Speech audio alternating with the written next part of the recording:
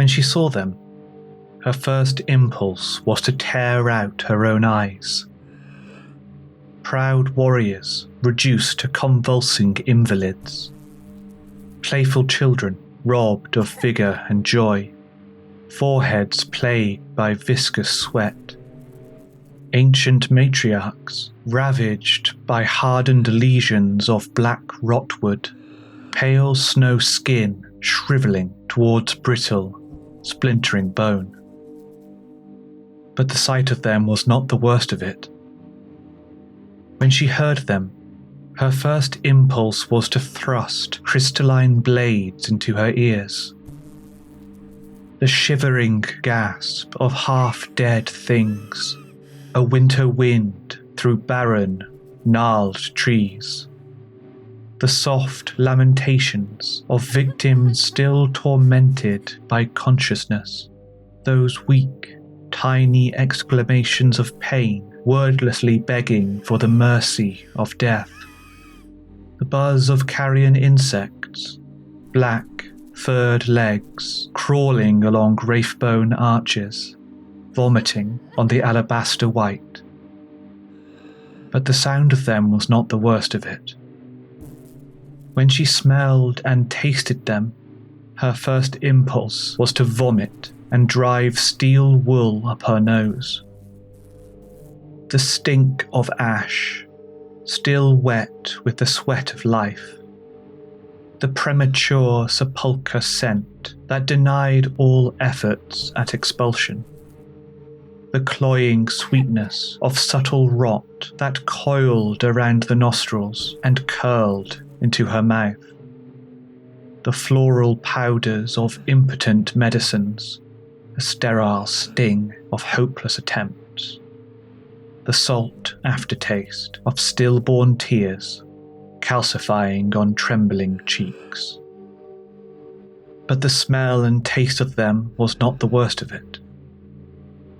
When she felt the squalid heat of them, her first impulse was to bathe her skin in acid and scrape off the remnants with a serrated knife. The body warmth that fled failing organs in thick, wet clouds of sweat. The humid atmosphere of clinging death, skulking at the edge of the room. The hard lesions of flesh turned to calcified rot.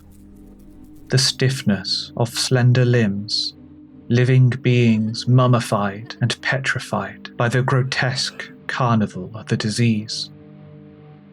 But the touch of them was not the worst of it. No. The worst of it was what she imbibed in the resonance of her attentive soul. The immaterial feeling of grief and loss and pain and rancid, desperate fear. Most of the afflicted were silent, but each soul screamed their torments into the stalking warp, the wails of the dying entwined with the cosmic gasp of shadowed stars in the Empyrean weave. She felt the mournful dirge of her entire species, echoed or reflected in that awful choir, granted lancing potency through the horrid immediacy of personal proximity. Even as she strained not to perceive, she felt the terror song birth new, evil things in the realm surrendered to chaos. Cackling demons whose very existence was a mockery of her people's pain. Dochas and Jerry staggered. The psychic enormity of the suffering hit her as a tidal wave. She stumbled into the wraithbone doorway and struggled to find her breath.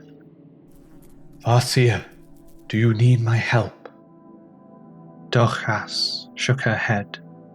No, beautiful one. Spare your light for them. Ithpian nodded.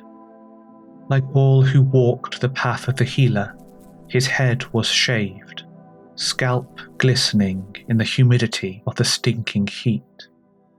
His soul shone with compassion, a radiant star on the cusp of death collapse. a gravity well for pain that brimmed with celestial fire. Dochas swallowed back her grief. She saw that Ithpian would soon be lost to his path, his soul forever shackled to the suffering of every other sentient being upon Craftworld Lugganath. The thought spun sympathetic panic across the Farseer's mind. She felt the psychic chains of her own obsessions, the completeness of her slavery to the path of the seer. Never again would she enjoy the novelty of new perspectives. Never again would she be anything but a Farseer of her benighted people. A galaxy once open to an infinite, wondrous range of possibilities was now condensed into a rancid ball of stale precognition, every experience forever trammelled through the stale addiction of divination webs. Ithpian hesitated. Though Dochas's expression was hidden behind the orange mask of her ghost helm, the healer could feel her pain as easily as she could sense the twisting warp. Dochas saw the desperation upon his face, the overwhelming need to exorcise her suffering and take the burden into himself. Beautiful one, turn your head, and you will see those that need you more. Farseer watched as Ithpian returned to his patience. She swallowed back her despair, forcing a sad smile from her pale lips. We could doom one another forever, you and I, mirroring reflections of each other's grief, spinning an eternal tapestry of sorrow. Even as she murmured the words, she saw the fates rearrange in the recesses of her mind, showing her the future paths of those possibilities she described. Ithpian collapsing into tears, his soul leaking misery as a Monkey reactor might leak crude radiation, and her absorbing that radiation through her eyes, body petrifying to crystalline stone as her spirit spat the same horror back into the healer's open soul. Dochas closed her eyes and bid the vision leave her. She breathed, surprised at herself. She had walked the path of the seer for many centuries, but the emanating passion of the tortured dying had overwhelmed her. Just for a moment, but even in that was terrible danger. The Farseer centered herself. She regained her composure. Then she continued through the hall of the brittle comatose. There were many victims. Too many. A loss that whispered a doom echoed by the infinity circuit of Lugganath itself. Children, adults, warriors, poets, artisans, prophets, teachers, musicians, dreamers, cultivators, diplomats, savants, chroniclers and celebrants, an entire civilization's worth of life and passion and dying possibility, another candle fluttering in the endless dark. Still, Dochas had no trouble locating the one she sought. She simply followed the grief, forming a chasm abyss in her heart. She found Oshin, his wasted body clinging to life on a grave posing as a sodden mattress. The dreamer was still. His frame, always thin, but now all but skeletal, was calcified into rictus place, black lesions forming at his joints and armpits and face.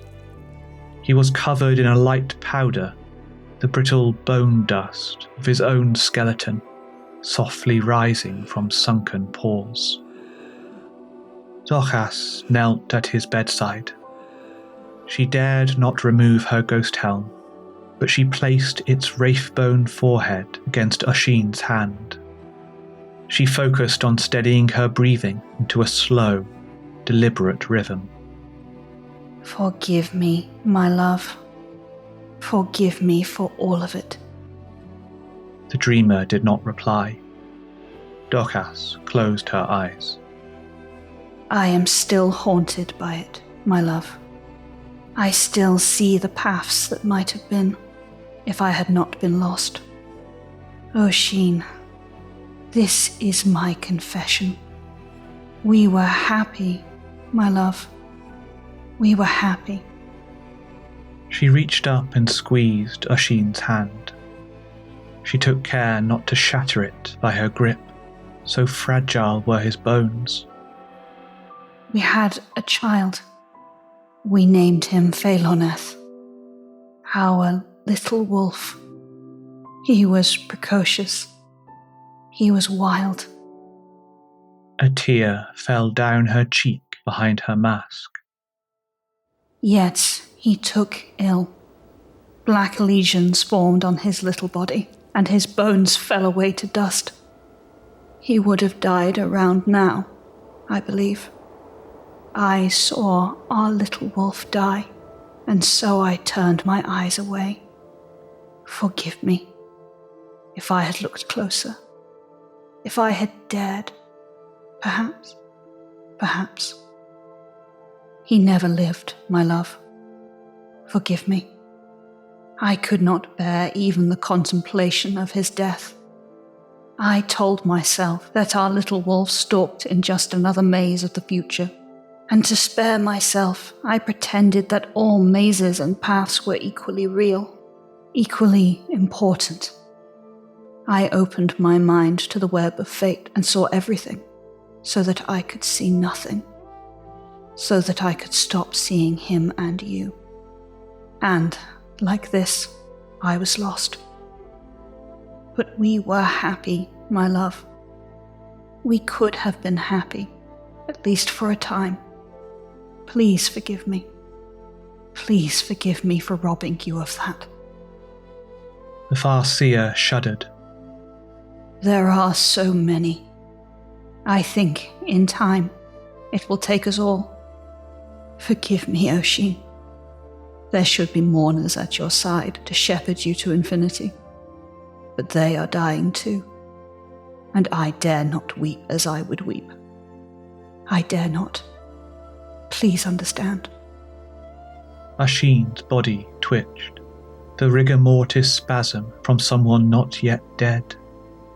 A faint cloud of bone dust settled on Dorchas's ghost helm, gently burning against the psychic emanations of ancient wards. And forgive me, my love, for this confession that comes too late. You are not here. The Farseer reached out. She wiped away dust and sweat from Oisin's forehead. Despite herself, Dorchas smiled. You are dreaming. I hope it is a nice dream. I hope your last thoughts are of beauty and happiness and hope. She focused, risking techniques of gentle telepathy to soothe the dreamer's mind. Half her soul ached to pry deeper, to join Oisin in his final reverie and be lost there forever, but the other half clawed her back to the sterile curiosity of 10,000 possible futures. She felt only the echoes of Oisin's lucid fantasies, the mere glimpse of a lily-rose garden threatened by an encroaching rot, and stretched her mind in a gleaming net around the garden, forming a translucent barrier of light that no sickness could pass.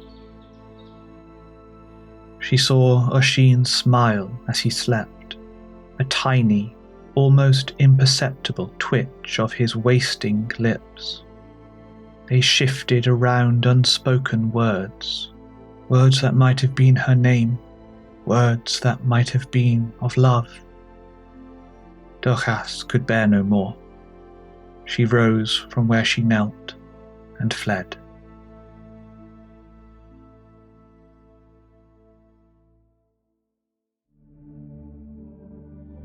For aeons have we echoed the ancient legends. For aeons have we insisted upon their literal truth. Our distant kin think us mere dreamers, that we are misled by the drama of myth. We have borne their polite condescension and unspoken contempt. And for what? Where now is our conviction? It is not a matter of conviction, Tianak Solash, but a matter of arrogance and pride. What you suggest is something never before done, something never attempted by the Asoriani. Not even the Rilatan would contemplate a deed so daring. As ever, you are circumspect, Munit Doan, to call me a fool so politely. But now is not the time for timidity. Lugganath is dying. The Infinity Circuit screams to the melody of the swamping dead. If we do not act now, all is lost. Dochas entered the Hall of Seers. She tiptoed in, but any hope of avoiding notice was soon dashed. Bara the Wise hailed her at once. Dochas Anjari, help us. The council is in deadlock. Dochas, Tianak said. Where have you been? What is more pressing than this? Have a care, Tianak, Munit said. As ever, your single-mindedness blinds you to the salient truth. Do you not see where she has been? Forgive my lateness, Dochas said, choosing not to elaborate. But there was no time but this.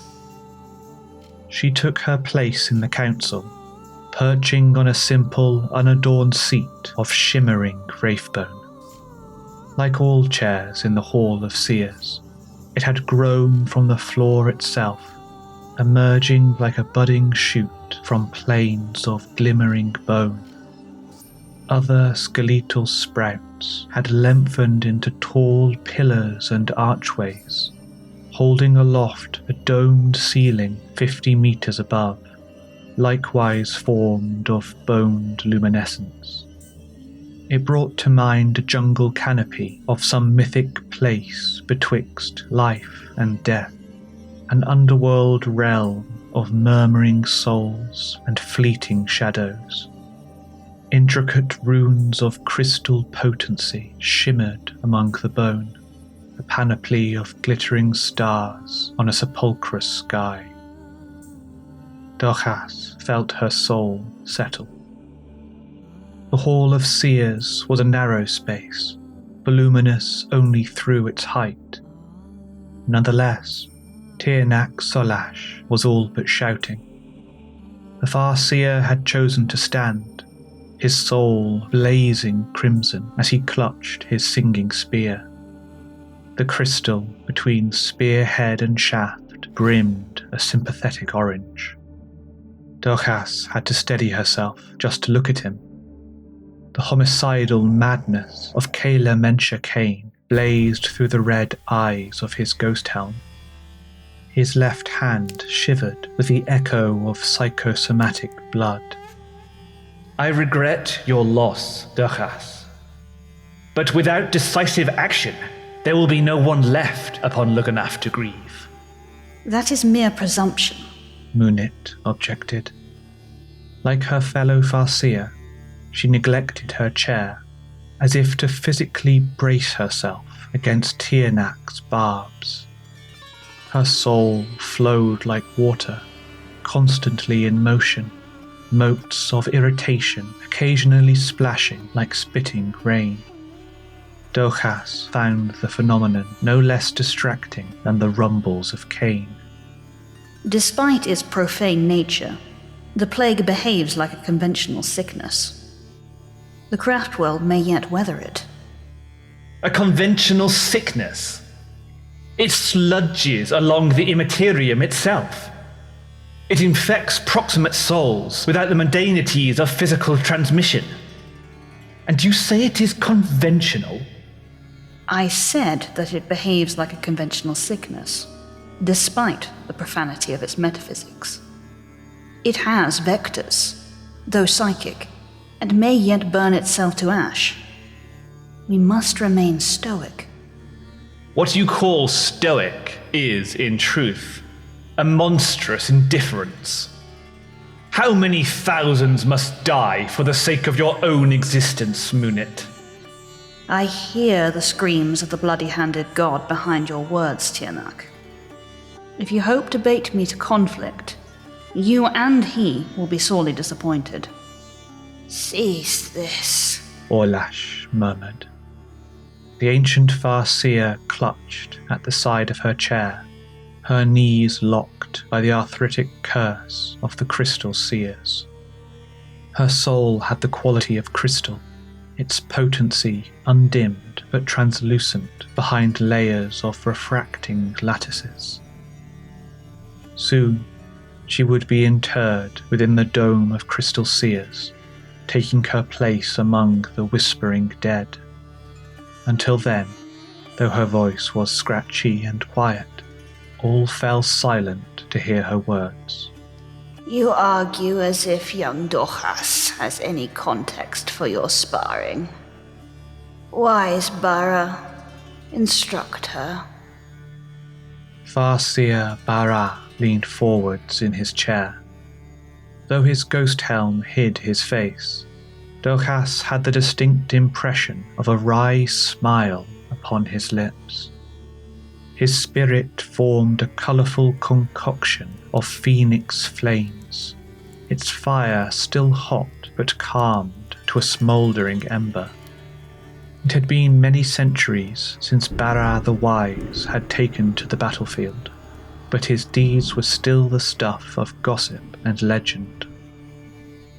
He had not always been known as Bara the Wise. As you say, Orlash. The Council of Seers debates the brittle coma and how we might combat its blight. Dochas inclined her head in understanding. I had intuited this much, she said, with a hint of irony. She felt Bara's secret smile deepen. Indeed so, Dochas Anjari. Allow me to present the facts as they are known.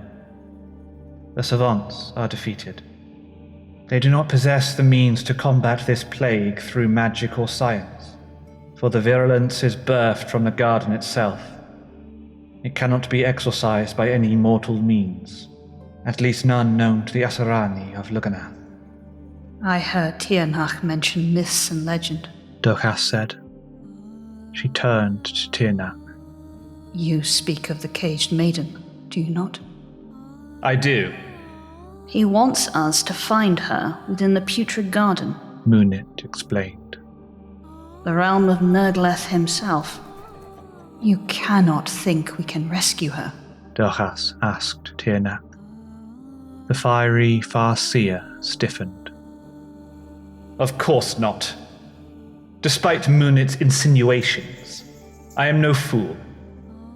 Yet we may reach her within the manse. The mother will help her children. even if the legends are true. You disgrace yourself with these semantic formulations. Have you forgotten that you are of Luganath? Of course not. The legends are true, Bara offered. He paused. What is more pertinent is whether they are literally so. Tiernach rounded on Bara with the fury of a collapsing sun.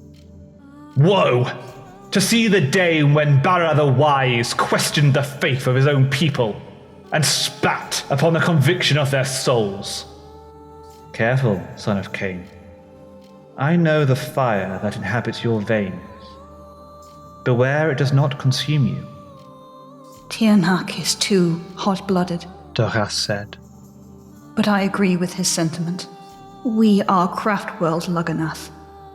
We alone keep the faith with the old tales. Our conviction is our strength. We should not be miserly with it now, in this moment of crisis. Ancient Orlash nodded. Her movement was stiff, sending creaks through crystalline strands of the warp. Young Dochas speaks the truth. To abandon our faith is to abandon our spirit to the feculence of the putrid garden. Then let us agree that the legends are true, Munit said. And literally so, Tianak added. Munit sniffed. Her irritation splashed upon the ether. Just so. Let us agree that Mother Isha is imprisoned within old Nurgle's manse. It remains a madness to try to reach her. To repeat, not even the Rilatan would dare such a dance. Mere supposition. You understand the minds of Segalak's disciples no better than I do. Perhaps we can agree, then, that none have attempted this before. That we know of. Yet that is an irrelevance. Tianak doesn't pretend it will be easy, Duras said. She swallowed, momentarily distracted by the memory of Ashin's flaking face. Bone dust clouds drifted from diseased pores. Duras felt Orlash's scrutiny upon her. Hurriedly, she forced the memories from the surface of her mind. He claims it is possible, Munit argued. Her ocean soul churned. Do not tell me that you agree with him, Dreefor. Duras tensed. She could still feel Orlash's attention on her grief-ridden soul. It must be possible. I do not pretend that our triumph is certain. I do not even pretend that it is likely. Nonetheless, it remains our sacred duty to try. Our lives would be forfeit, Bara said, with a dry certainty that brooked no disagreement. That itself is indisputable. Nothing can weather the putrid garden and remain whole, Orlash agreed. Duras felt the ancient Farseer's attention shift and softly exhaled in relief. We would be forever untethered from mortal life. No living body could endure the burden of our tainted souls. This I know, Tianak acknowledged. But our souls might yet find their way back to Craftworld Lugganath's Infinity Circuit. And if our souls endured and returned, we might impart the Mother's mercy to those still living. Duras finished. Tianak nodded. Indeed. And what if our souls are lost within Nurgle's garden? Munit demanded. What if we fail to return? What if we fail to reach the Plague Father's manse? What if we fail to reach the Caged Maiden? Then we will be forever damned. Munit shook her head. This is insanity, born of grief and rage. She placed a hand against the spirit stone on her chest, turning to Duras. I feel your pain, Dreefor. I feel it as if it was my own. But to seek annihilation is not to answer that pain. It is to succumb to it, and to rob our people of your wisdom when they need it the most. It is true that I am led by grief. Yet grief can be master and teacher both. Our people are dying, Dreefor, and their salvation cannot be found in the path of the savant. Nor can it be found in the path of the mourner, Munit said softly. Duras agrees with me, Tianak said. His spirit flared with light. Further discussion is mere indulgence. Calm yourself, son of Cain, Bara soothed. And do not scoff at the falling of words. To do this, to attempt this, will require each and every one of us. Where do you stand, then? He will join you on damnation's path, Orlash answered for Bara. as will I. Bara inclined his head in agreement. He leaned back in his chair. The Farseers looked to Munit, The waters of her soul churned in fitful starts, slowly steadying beneath the pressure of an immense, deliberate will. Council is decided. I shall not be the dissonance within this song. Duchas shuddered. They all did, in that moment. A shiver of premonitory doom slithering down their spines with icy intent. Then it is decided. Olash nodded. The crystalline structures of her essence cracked with hairline fissures. It is decided. The ethereal choir of the warlocks was a low dirge, sending reverberations along the vale. The laments of spirit seers, stringed accompaniments, shivering across the Empyrean.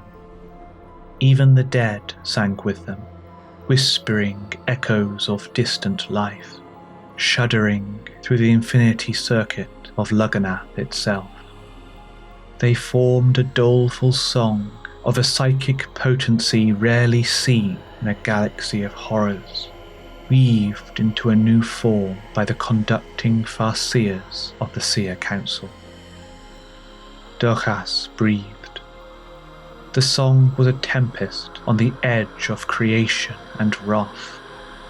If the Farseer let it, it would overtake her, the sorrow burning bright to the lick of lightning tongues, immolating her essence with the thunderous roar of blood or lust. Already they risked much, yet the worst was still to come. Duchas reached out with her hands, physically shaping the psychic maelstrom into something with rhythm and form. Her fellow Farseers did the same, in their own way. Munit's soul flowed with the storm, ocean waves of essence, soothing paths of less resistance to guide the power back within. Tianak fought the lightning with thunder of his own, summoning his own storms to batter the song into the structure of music. Olash's essence simply seemed to endure the cacophony's excesses, allowing its wild potency to deplete itself against the crystalline cliffs of her spirit. And Bara's interventions were subtlest of all, the slightest nudge of intent, here and there, guided by the wry acknowledgement of what he could change and what he could not. The song rose in power and form. Duchas felt the eyes of monstrous things settling upon her, lascivious things, their eyes blades that snipped at the veil and dug into the flesh it found beyond. Her runic armour blazed with etheric light, driving the darkness back, but still they came, whispering honeyed temptations and gentle threats, a building, growling pressure on the back of her eyes. A terrible, all-encompassing thirst threatened to overtake her, an appalling chasm opening within her depleting emptiness of her wearied soul. Duchas gasped. It was not just pain, but spiritual pain, an unbearable loneliness that murmured of unborn children and dying loves. A crushing regret, shaped of what could have been, poisoned further by the promise of what still could be. She felt the groaning temptation to reach out to the song, to draw the power within her, to snuff out the souls of warlocks and spirit seers and imbibe them for the engorgement of her own essence. To quench that thirst, to try, no matter how impossible it might be, and to live as her ancestors had lived, without compromise or restraint, actually, truly live. She could do it in that moment.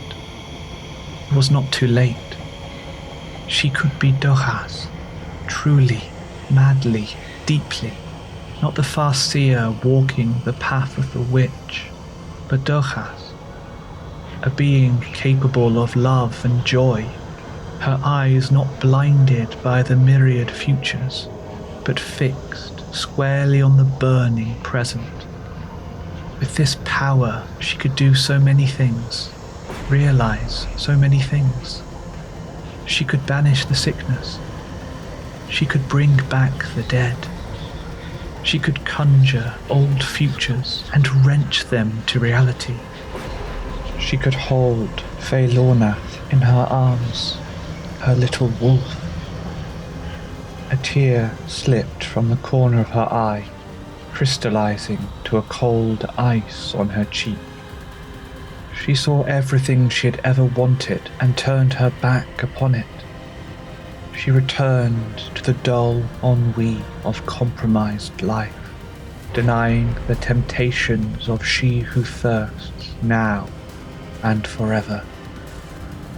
Others were not so strong, though the Farseers did their best to divert the fell attentions of Silantresh away from the ranks of warlocks and lesser seers. Her appetite was ever questing and could never be wholly contained. Spirit stones shattered like glass and dispersed into crystal dust. Aeldari howled in torment as their souls were snatched from their rising bodies and disappeared into the roaring ether, still screaming as the eternal feast began. A lusty gale blew across the courtyard of 1,000 sorrows, so powerful that some were thrown to the ground, losing control as the melody of their songs overtook them and devoured them from the inside out. Silantresh laughed, and it took all of Dochas's will not to laugh along with her. The young god's gleeful exuberance, contagious and addictive, something pure in a galaxy in which nothing else was pure. Dochas felt something deep within the infinity circuit rumble. A flash of disgusted horror electrified her soul. Her hands felt wet and hot. She tasted copper at the back of her throat, so strong that she almost gagged. The music of souls rose. The laughter of she who thirsts stuttered. The bloody-handed god had come to defend his kingdom. His howl was nothing like music or joy. It was simply murder, psychopathic, furious, burning homicide. It was the roar of a galaxy that knew only war and would know only war, forever and ever. It was hateful. It was undeniable. It forced Silantresh back, if only for a moment. Dochas risked a glance to Tiernak. He had begun to levitate, ethereal tongues of lightning igniting the air around him. His spirit stone shook under titanic pressures. His head rolled back with his arms outstretched. He was screaming. His essence was burning. Munith intervened. The waters of her soul splashed against the fire, quenching its heat in spitting torrents of immaterial steam. The roar of Kayla Mencha Kane diminished. Tiernak fell to the ground, smoke rising from his armor. Now, young Dochas! Olash cried. Dochas had never heard the ancient Farseer so animated. Open the way, before we are lost. Dochas snapped her attention back to the song.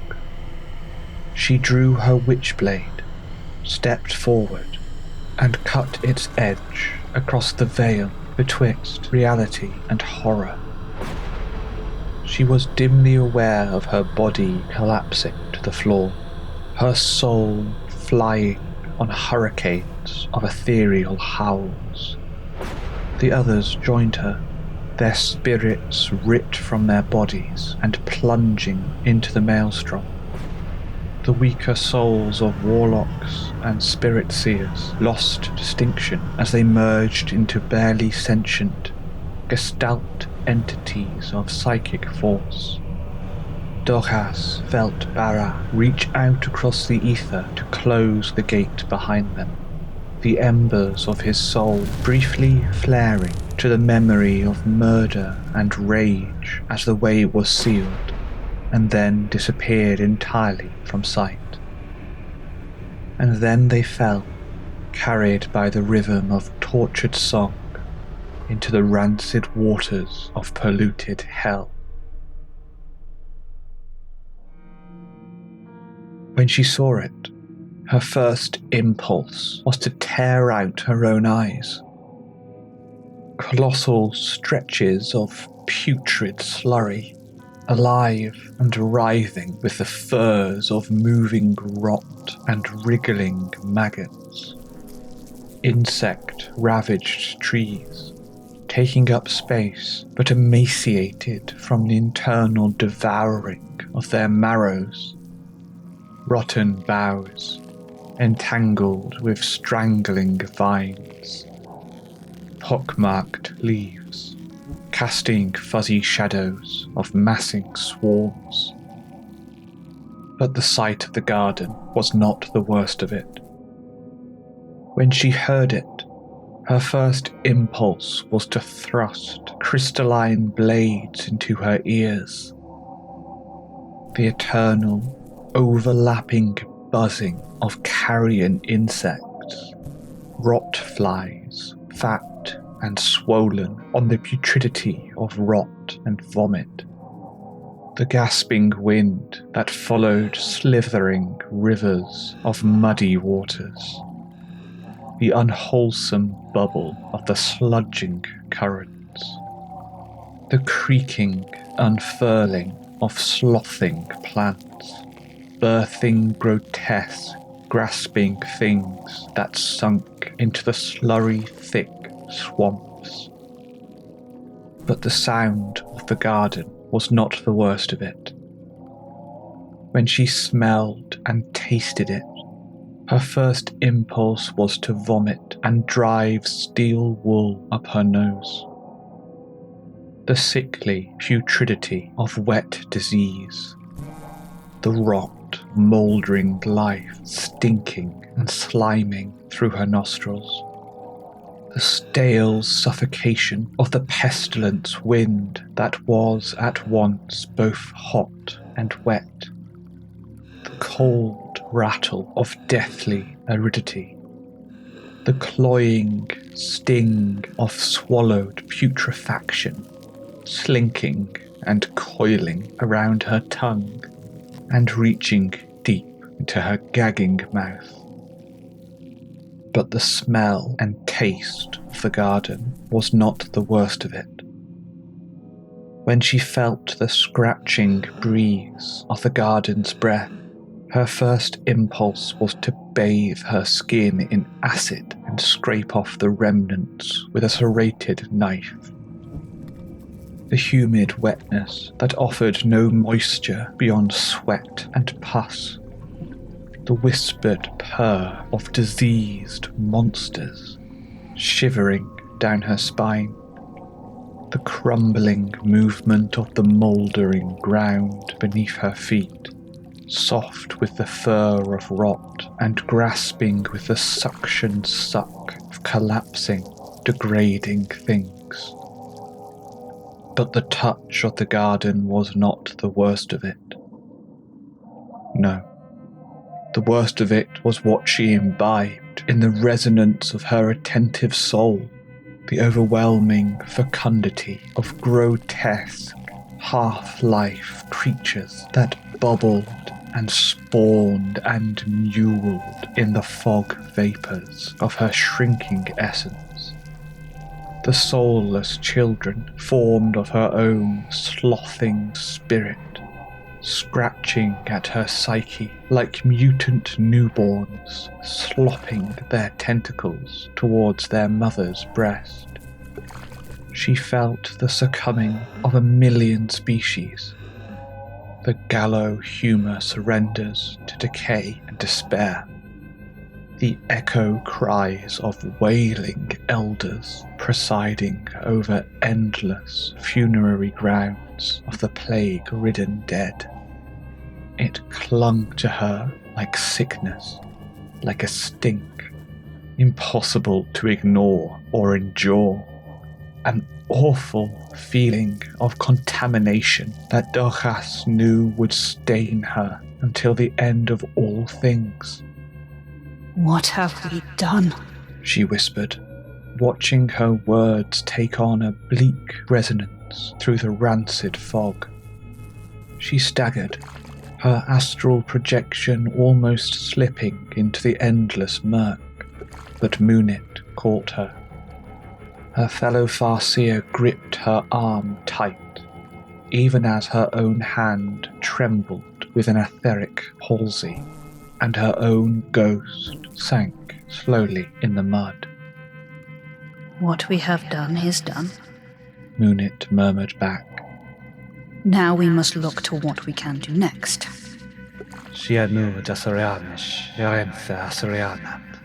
Tirnak muttered. He was bent over, doing his best not to vomit into the confines of his ghost helm. The light of his soul flickered, its fire smothered by a trailing, green smoke. Beside him, Bara seemed similarly affected, the phoenix colours of his spirit jerking in a fitful rigor mortis. Olash saved them in that moment.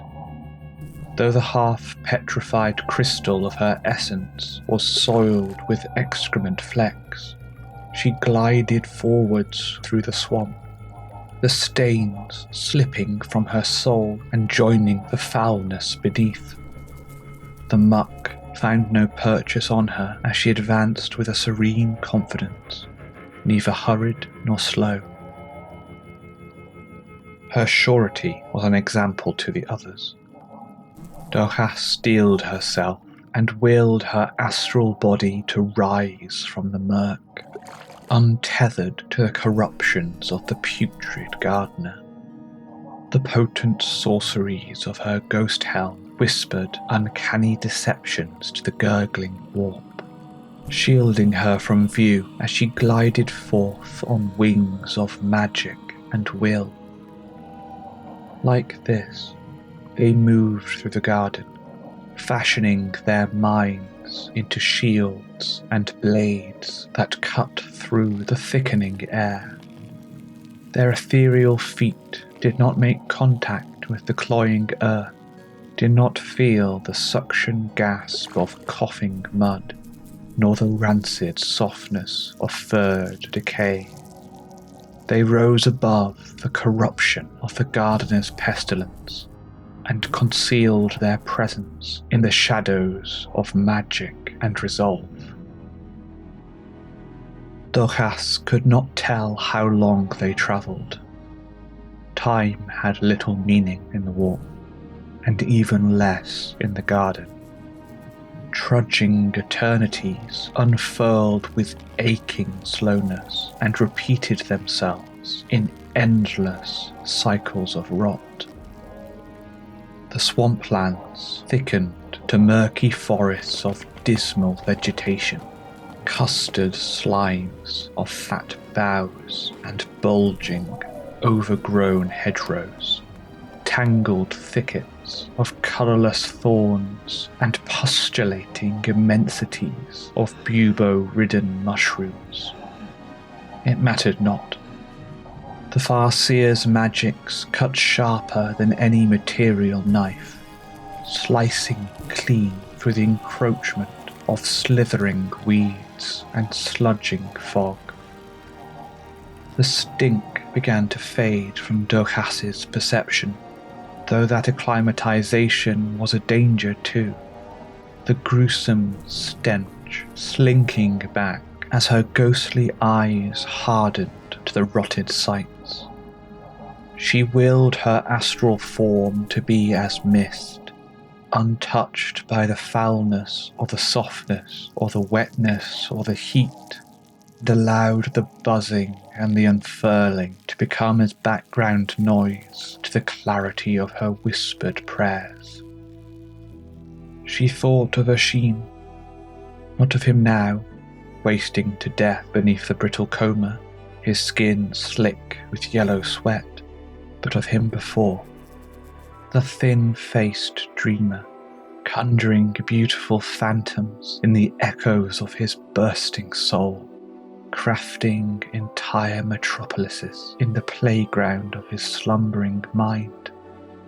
She remembered walking with him along those paradises, delighting at the vitality of his imagination, allowing herself to be seduced by fantastical romantic gestures of phoenix doves and rainbow sunsets, willing herself to forget, if only for a moment, her addiction to witch-seen paths and futures yet unrealized.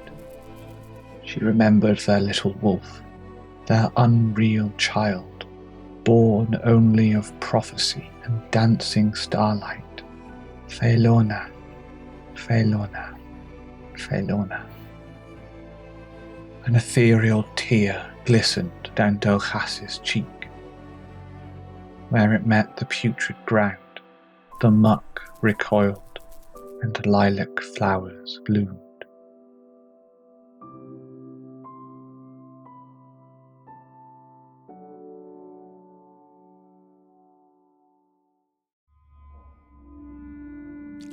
Nestled among the excrement-leaking trees of the dung-lash arboretum, the rot flies stirred.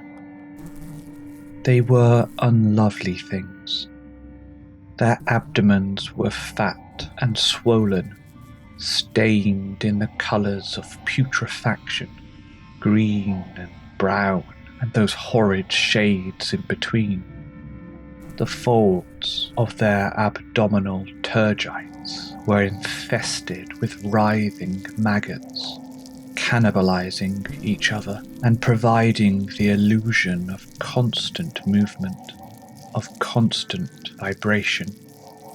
Pulsing boils and buboes were orange will-o'-the-wisps across that wriggling maggot swamp, their mounds straining under the surface tensions, restraining a dribbling pus.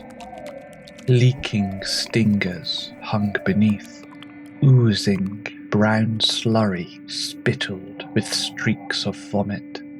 3 pairs of emaciated mantis legs drooping limply, or else tucked in anxious scratching gestures against the reeking vines of excreta and sewage.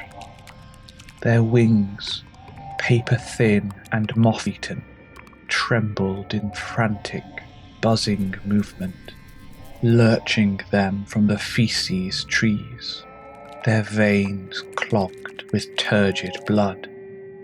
Bovine faces sagged towards the rotted earth, almost skinless, all bone and glassy dull eyes and horror-show mouths of sucking teeth, dripping with the remnants of their disgusting feed. Some buzzed further inwards, towards the great manse at the garden centre. Most simply buzzed above the trees, a droning alarm of scratching noise.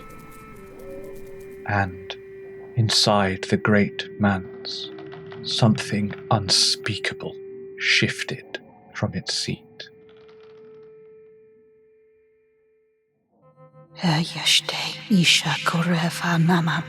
Dochas whispered. The deathbeds, Unit said. And the manse, Tiernak added. Before them was the sucking muck of the deathbeds, a slurping, grasping marshland, cratered and pockmarked by the infinite sinkholes dotted across its vast expanse. The death rattle of millions rose as ash and dust from its bubbling suction traps. The overlapping mutters, a maddening cacophony, driving Dochas to the edge of surrender. She tried not to listen, but it was all but impossible. Whispered words, gasping words, some poignant, some banal, some peaceful, some desperate. Please, water, I love you. I remember. I don't want to die. Tell her. Tell him. I'm ready. Let it end. Please. Dochas started as Bara placed a hand upon her arm. She turned to the Farseer. His head was bowed, as if in prayer, or else in grief.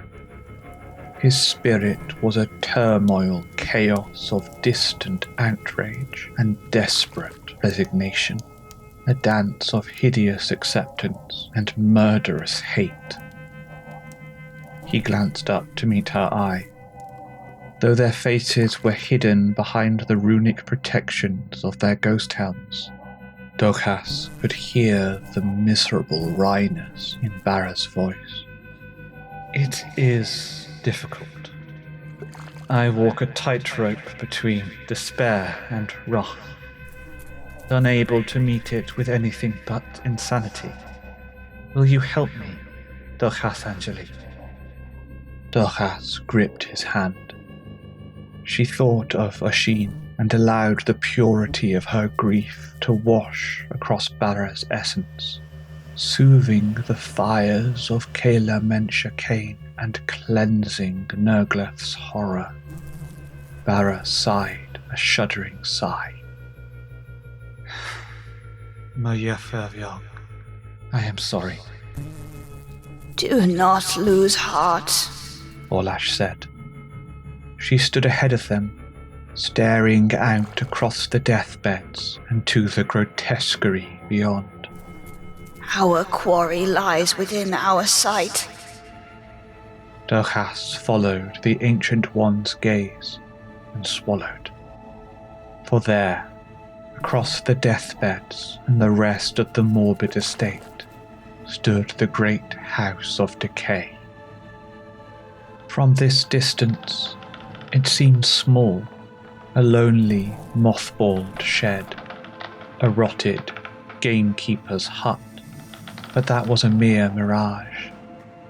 For Dochas could feel in her trembling soul the sheer enormity of the mansion, the creaking weight of its damp, rotted timbers, the immensity of those broken panes of filthy yellow glass.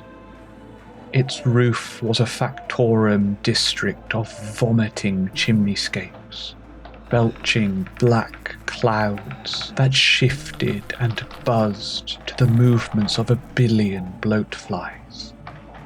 Great shutters the size of titans hung tenuously from half-empty window frames, forever on the brink of shifting loose and shattering to wet ruin in the diseased flowerbeds beneath. Gross riverbank gutters overflowed with effluents and scuttling creatures. Centipedes with tongues for bodies and fingers for legs. Beetles with hardened carapaces of compacted dung. Maggots formed of adhesive vomit that slothed their skin down peeling grey-green paint. Listen. Orlash urged. The crystal of her soul was a fractal pattern of fissures, barely holding under the pressure of the blight. She slowly turned her head back to the others, her neck stiff. Listen. Dorchas listened. She pushed her perceptions beyond the buzzing and the rustling, beyond the chugging smoke and the cacophony of final words, beyond the creaking and the slithering, and listened. She heard whispers, not the death rattles of the all but dead, but the murmurings of someone living. No, someone that was life itself, the soothing whispers of the mother, trapped within a rusted cage. The caged maiden. Moonit said in awe. All of it. The myths and legends. All of it was true. Or we have made it so, in this moment, Lara added with a smile. Take heed, Tiernak said. His voice was angry. The demons come. Clawed hands thrust from the mud, yellow-green horns rising through the slickness and dripping with the effluvia of death and disease. Humanoid things the colour of decomposition emerged. They dragged themselves in stumbling movements to the approximation of full height, shambling and stooped. Loose intestines slipped from festering stomach wounds, other organs distending from the gaping ruin of rotted genitalia. They staggered forwards, dragging heavy, rusted blades behind them, the points of their weapons drawing shivered lines through the sucking muck. Each bore a single, rheumy eye, blurred by sweaty tears and thickening pus, dribbling past a collapsed nose and onto lolling, foamy tongues. There were hundreds of them, thousands of them, tens of thousands, a great host of plague bearers that drowned out all other noise beneath their droning, monotone chant. Tiernak spun his singing spear. His voice took on a dreamlike quality as his entire body shook with an awful, febrile energy. Blood runs! Moonit began to sing. She reached out with her hands, motes of silver energy forming in the yellow smoke. Dorchas joined her, adding her own melodies to the twilight song. Anger rises! Dorchas felt the others join the choir, conjuring forth the conjoined spirits of warlocks and spirit seers that yet endured the putridity of the damned garden. Their souls were faded things, stained and half-rotten, but they shone with the light of hope, forming ranks of anonymous, ethereal warriors to do battle with the forces of hell. Death wakes! Dorchas rose her witchblade to the foggy sky. Arcs of sorcerous power gathered along its blade, banishing back the mist and gathering a lightning thunder of silver light. For Oshin. War calls! Tiernak flung his singing spear towards the demonic host. It whistled a sharp tune of gleeful murder as it flew, splitting the air with licks of fire and the promise of bloody-handed wrath. The spear landed in the chest of one of the plague bearers and pitched it to the ground. Its body disintegrated into the muck, collapsing into nothing as the singing spear flew back to its master's hand. Teardak laughed.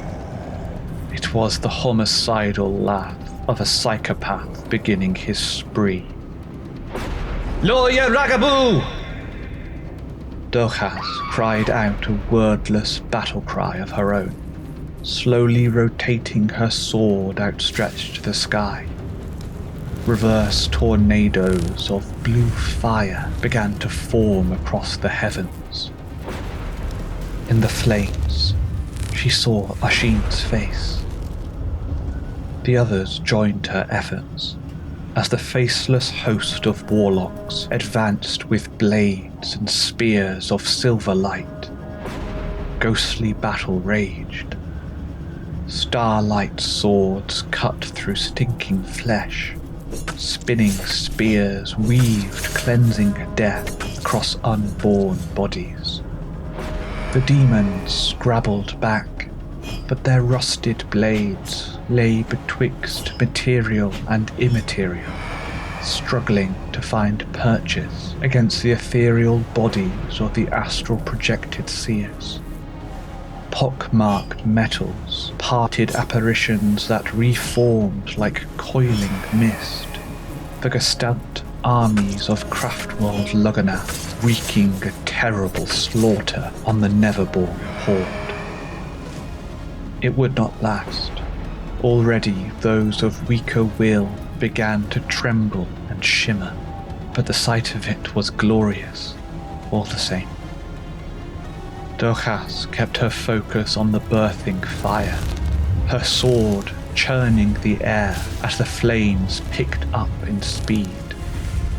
She sensed the crystalline focus of Orlash, containing the inferno and purifying it of the rot and smog.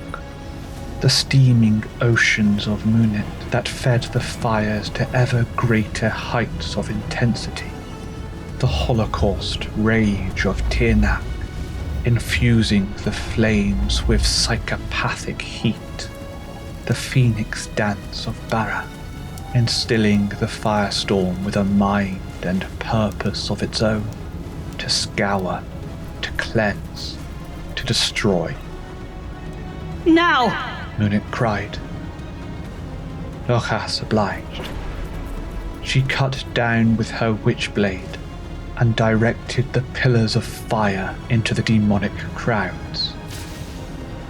The effect was immediate and catastrophic.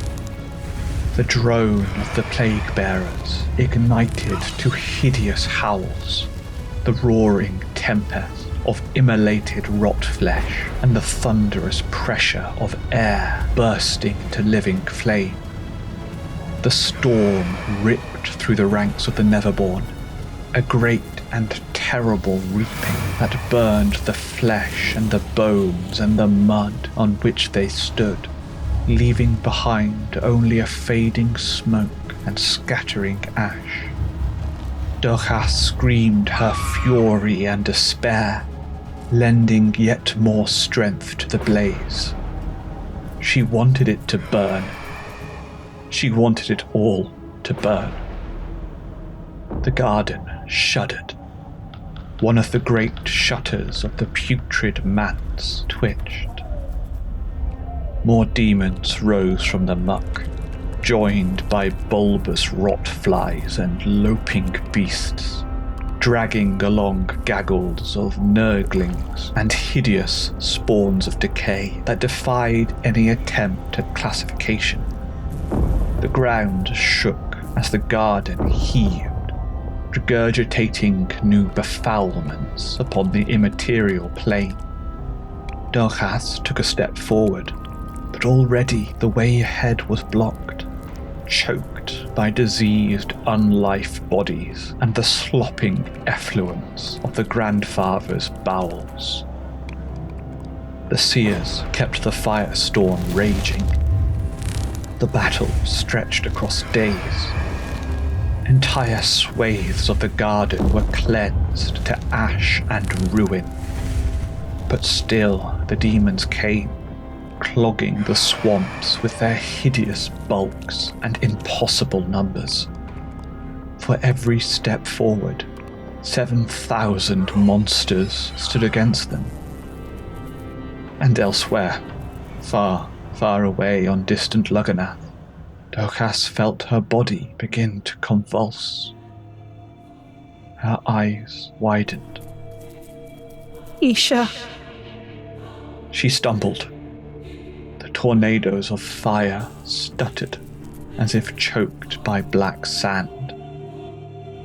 She felt the same rot extend across the other Farseers. In Tirnach, it was a hot fever, wisping away his bones into excreted tears of silvery ash. In Munit, it was a sweaty headiness, forming black buboes between the joints of physicality and metaphysicality. In Bara, it was a rictus seizure along the fault lines of his soul, transforming what was vibrant and flowing into something stultified and stiff.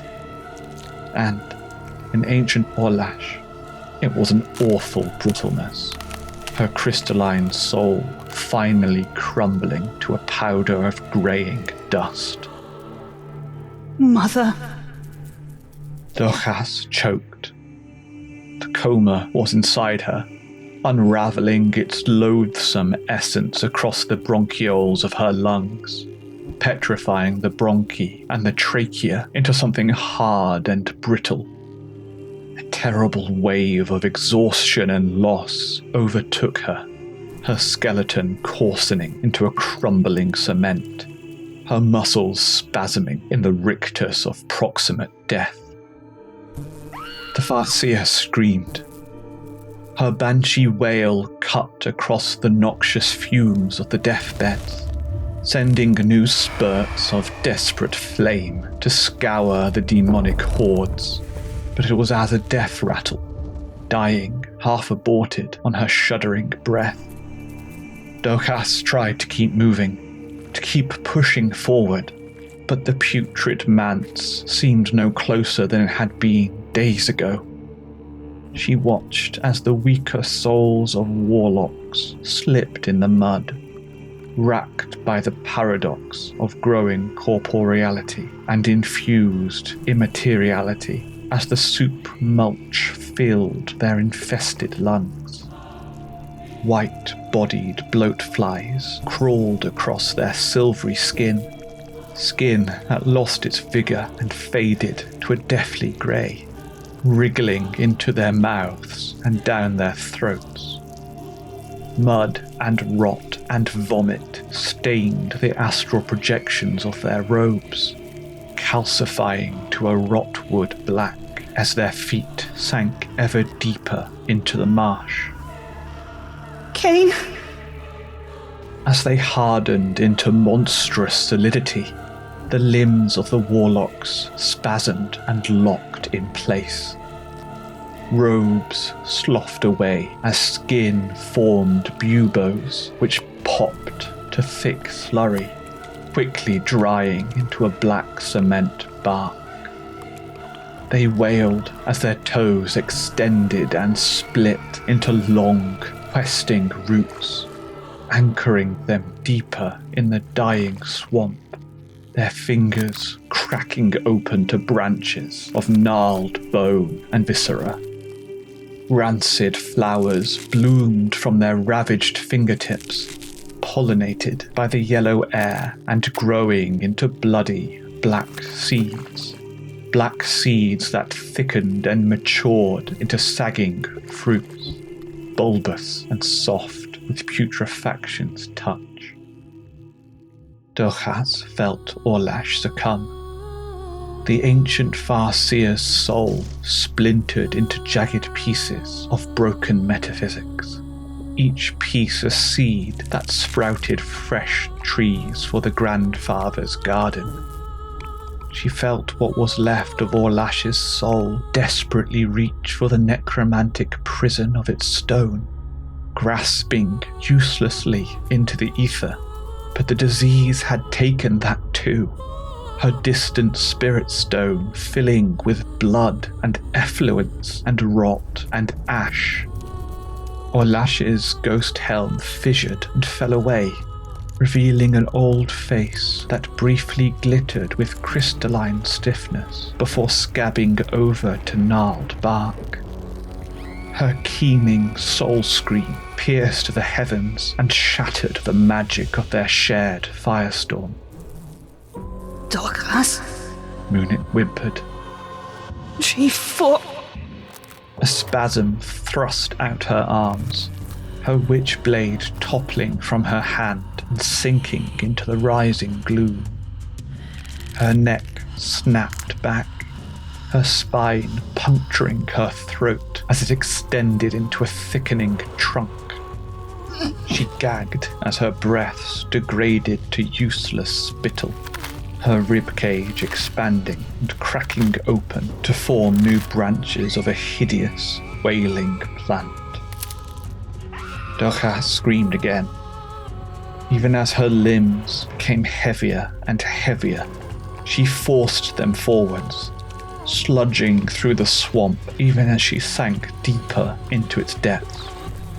She abandoned the cleansing holocaust of their summoned fires, relying on her witch blade to decapitate a droning plague bearer with a burst of eldritch light.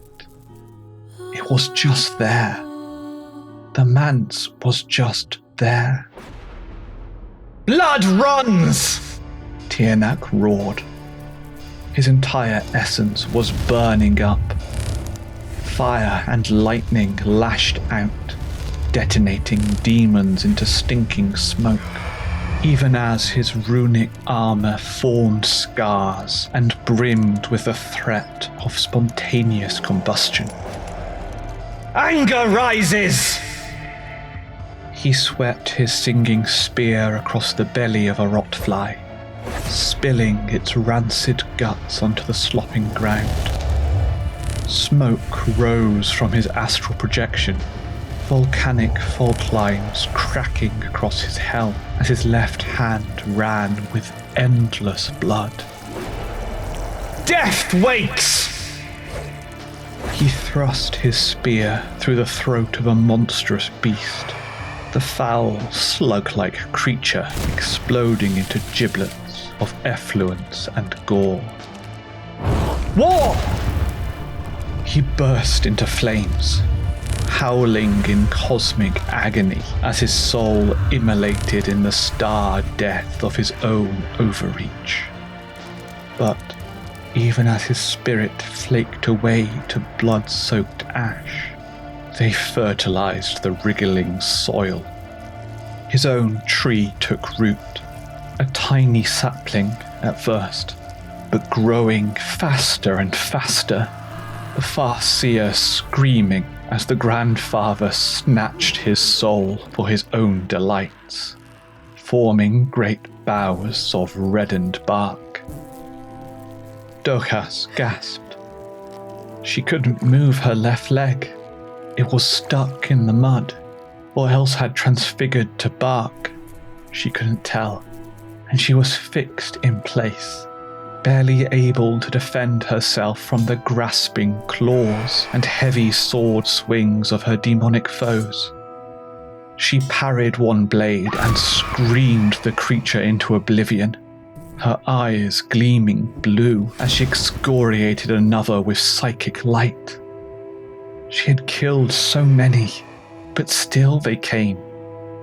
They were endless, endless. Barra howled. His Phoenician soul shriveled and died, mottled feathers giving way to jagged wing bones of brittle hollowness. The rage he had contained for 1,000 years slipped its bonds. An explosion of atomic detonation that ripped another sinkhole in the unreality of the swamp as his essence unraveled into choking vines. Those vines shriveled too, flapping madly as they tangled and knotted, a rat king of stiffening pulp that grew scratching skin of bark and oozing sap. The vines continued to grow even as they shriveled, thrusting up the Farseer's upper torso into the yellow sky. Bara continuing to scream even as his face collapsed back into the hollow emptiness of the trunk forming from his chest. Dochas sobbed. She went to block another blow, but her arms were stiff and her grip was weak. The blade slipped from her grasp. She felt the rictus claim her, chattering with the brittle horror of her abandoned dreams. They shivered through those futures she had abandoned out of fear, those temples of surrender and decay she had unwittingly erected to the grandfather of chaos.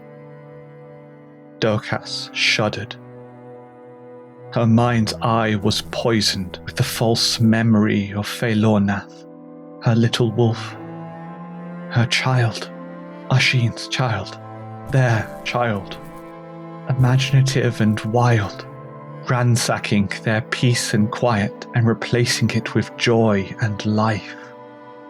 The tiny weight of him in her arms, his shrieking laughter as she spun him around, and Ashin too, laughing with them. The three of them, exploring Ashin's dreamscapes with happy hearts and wide eyes. Feilornath transformed to a stalking wolf that sprinted across the skyline and leapt over the moon. His eyes, burning bright and fierce, telling her with all seriousness that he would make everything better, that he would save the Aeldari race. And then the brittle coma, the rot that took his dreams and everything with it, his minuscule frame shriveling to a raisin nut of pain and despair. Oshin, my love. She collapsed into the dreamer's arms and sobbed over the body of their child. His grief mixed with hers. It would forever change them, this tragedy. It would wrench them from their obsessions and their paths and fix them forever on another, the path of the mourner, a grief that would define them for eternities hence. Their little wolf burned to ash on a funeral pyre. His spirit stone laid to rest among the ancients, his soul forever surrounded by those centuries older than him. Those ghosts did their best to comfort him, but they did not understand the fragile fear of youth. So much pain, so much loss. And yet, it would have been worth it, Dochas whispered. She felt her throat calcify. Her trachea pinched on her neck. Her voice was choked. All that came forth now was a high-pitched, whistling wail. A tear slipped from her sap-covered eyes. It was a viscous, orange nectar, slithering down the rough contours of her hardened cheeks. It would have been worth it. He would have lived. They would have loved. She would have been happy for a time. But instead, this. Dochas exhaled her last breath through the sap glue of her fastening lips and began her eternal scream.